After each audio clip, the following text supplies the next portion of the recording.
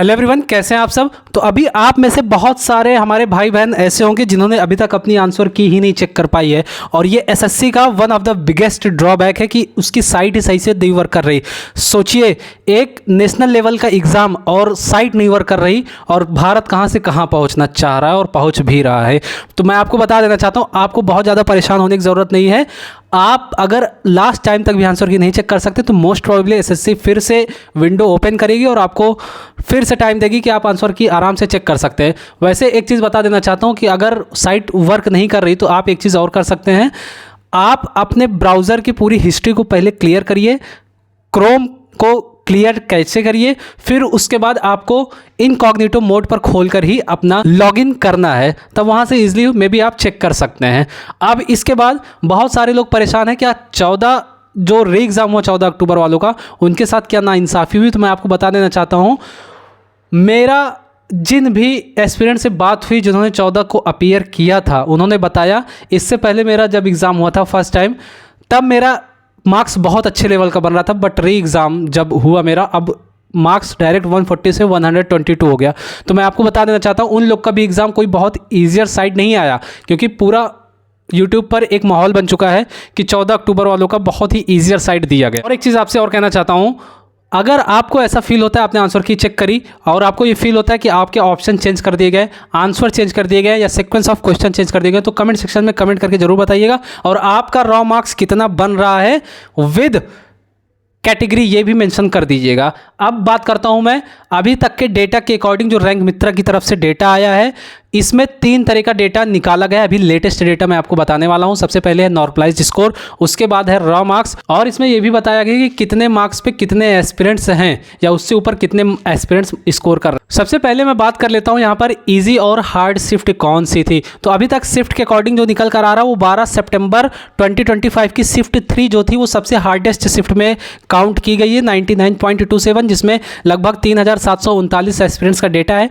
वहीं 18 सितंबर की ही शिफ्ट 3 में जो एवरेज मार्क्स काउंट किया गया है वो है 99.95। देखिए, उसमें 99.22, इसमें 99.95, मतलब ये सेकेंड हार्डेस्ट शिफ्ट थी जिसमें टोटल 4135 एस्पिरेंट्स का डेटा इंक्लूड किया गया। इसके बाद 15 सितंबर की थर्ड हार्डेस्ट शिफ्ट जो है, इसमें 15 सितंबर की शिफ्ट 3 है, जिसमें एवरेज मार्क्स, आपका एवरेज स्कोर जो है 101 मार्क्स टोटल बन रहा है। तो आप सोच कर देखिए, 3 मोस्ट हार्डेस्ट शिफ्ट अभी तक काउंट की गई। इसके बाद अगर मैं ईजीएस्ट शिफ्ट की बात करूं टॉप 3 की, तो सबसे पहले 14 अक्टूबर की शिफ्ट 2 है, इसमें 127 मार्क्स बन रहा है, लगभग ये 4317 एस्पिरेंट्स का डेटा है।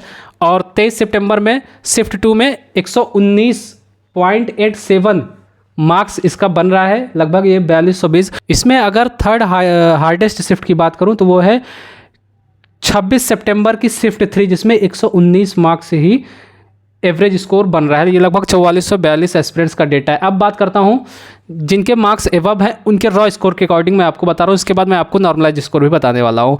देखिए, लगभग 7 एस्पिरेंट ही ऐसे हैं जो 180 या उससे एवब मार्क्स स्कोर कर रहे हैं। इसके बाद 60 एस्पिरेंट ऐसे हैं जो 170 या उसके एवब मार्क्स स्कोर कर रहे हैं, और 900 एस्पिरेंट का डेटा ऐसा है जिसका 160 प्लस स्कोर कर रहे हैं। अब मैं आपको बताने वाला हूँ 140 स्कोर करने वाले एस्पिरेंट्स लगभग 20,490, जिसमें यूआर कैटेगरी के ही 7439 एस्पिरेंट्स, वहीं 130 या उससे एवब स्कोर करने वाले 45,936 एस्पिरेंट्स हैं, जिनमें 14,627 अनरिजर्व कैटेगरी का डेटा है। इसके बाद मैं आपको बताना चाहता हूँ 110 स्कोर करने वालों में 1,07,164 एस्पिरेंट हैं, जिनमें 28,862 सिर्फ यूआर कैटेगरी के।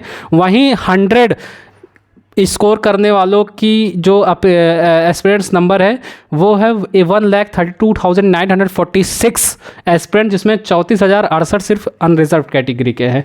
अब इसके बाद मैं बात कर लेता हूँ नॉर्मलाइज्ड स्कोर की। देखिए, यहाँ पर जो 120 स्कोर करने वालों में टोटल एस्पिरेंट थे 76,889, वहीं पर नॉर्मलाइजेशन में 120 स्कोर करने वालों में 75,729 एस्पिरेंट्स ही रह गए सिर्फ। इसके बाद 130, अगर टोटल स्टूडेंट की बात करूँ, नॉर्मलाइजेशन स्कोर ही मैं आपको बता रहा हूँ या उससे एवब करने वाले, 130 में 44,519, 140 में 18,938, और अगर 115 मार्क्स की बात करूँ या इससे एवब करने वाले 91,895, तो इसके अकॉर्डिंग आप कट ऑफ का आइडिया लगा सकते हैं। देखिए मैं यहाँ पर अभी कट ऑफ आपको नहीं बताने वाला, मैंने अभी एक वीडियो वो भी देखी जिसमें AI के थ्रू कट ऑफ प्रेडिक्ट की जा रही है कि 150 160 चली जाएगी। सोच कर देखिए कि माइंडसेट कहाँ तक आपका काम कर पा रहा है, जो अभी ऐसी कट ऑफ प्रेडिक्शन कर दे रहा है बिना कुछ सोचे समझे। तो पैनिक होने की बिल्कुल ज़रूरत नहीं है। अगर 120 प्लस मार्क्स आप गेन कर रहे हैं तो बिल्कुल आप मेंस की प्रिपरेशन स्टार्ट कर दीजिए, ये आपके लॉन्ग टर्म के लिए बहुत अच्छा होगा। मिलता हूँ आपके साथ नेक्स्ट वीडियो में। Thanks for watching.